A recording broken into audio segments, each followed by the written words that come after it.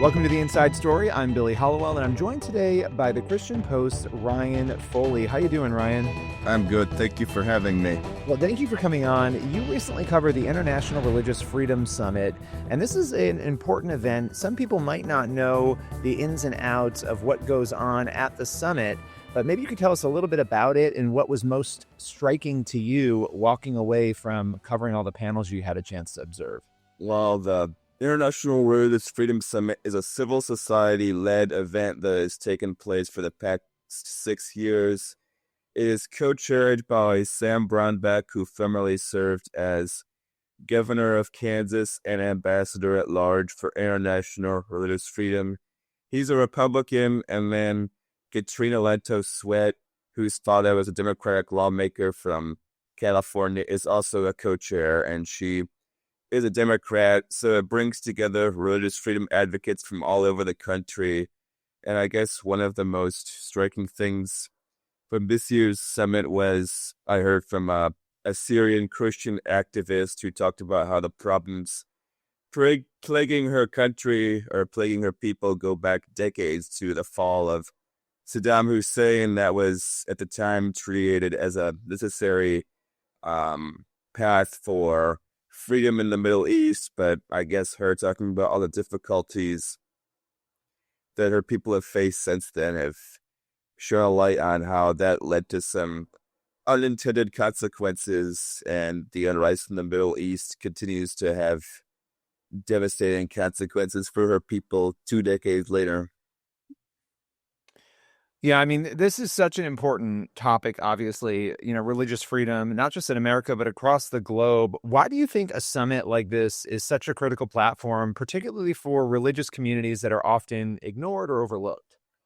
Well, it's bipartisan. Both Democrats and Republicans are well represented there. In addition to all the activists who go, there are lots of survivors of religious persecution who go.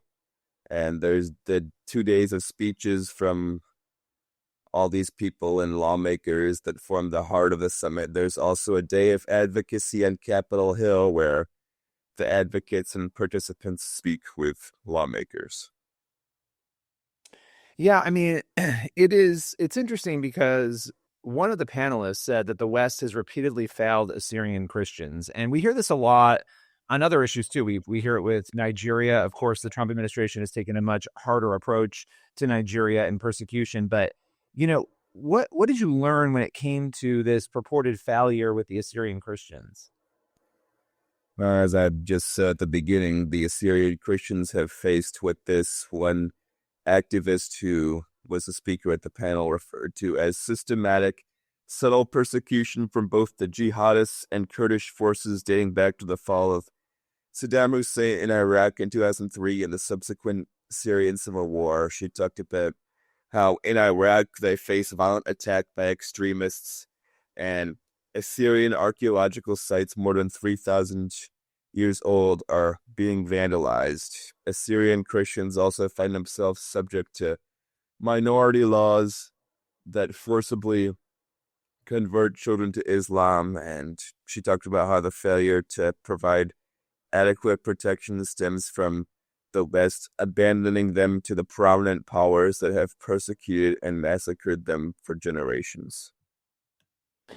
Yeah, I mean, it's just, this is the story, unfortunately, in so many areas around the world. And I think it's easy for us as Westerners and Americans in particular to forget or overlook it.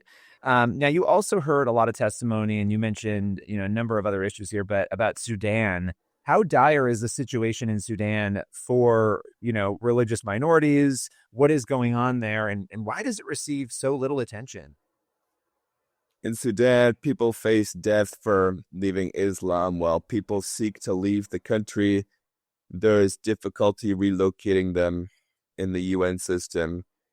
Most of the time, they have to leave the country to go somewhere else, but they don't get relocated easily. And the UN is not able to help the displaced people relocate in other countries because they do not have the finances to do so. Yeah, I mean, it's really just heartbreaking. When it comes to Yemen, and I know we're jumping around, there's just so much that was tackled during this conference. When it comes to Yemen, what stood out to you from the stories that you heard about imprisonment and persecution there? Well, one man who spoke was imprisoned for his faith in Yemen. He was at first treated harshly by the fellow prisoners who viewed him as an infidel and refused to share food with them. With him, eventually they ended up having transformative conversations and began to share food. He cited this as an example of how even in the harshest circumstances, transformative conversation and actions can take root. Yeah, I mean, it is really it is really overwhelming when you look at some of these numbers as well. Now, after covering all this, seeing all this at the International Religious Freedom Summit, what responsibility does America have? Does the U.S. have to move from concern into concrete action? Well, the U.S. has a lot of tools in its tool belt, most notably the International Religious Freedom Act requires the U.S. State Department to designate countries where egregious violations of religious freedom are tolerated as countries of particular concern. That opens up sanctions. And before we go, I'd like to point out a statistic that I learned at the event that at one point there were over 1.5 million Assyrian Christians. Now there are around 300,000. The Assyrian Christian activist who spoke said that many villages that were once very thriving, they remain largely empty. Wow. Well, I mean, there's a lot to pray for here. I mean, we went through just a number of these important stories. There's a lot for us to unpack, pray for, ponder, and obviously people like you covering this and really giving us the information we need to know what's happening in the world and for prayer points. So Ryan, I appreciate you taking the time today. Thank you for having me.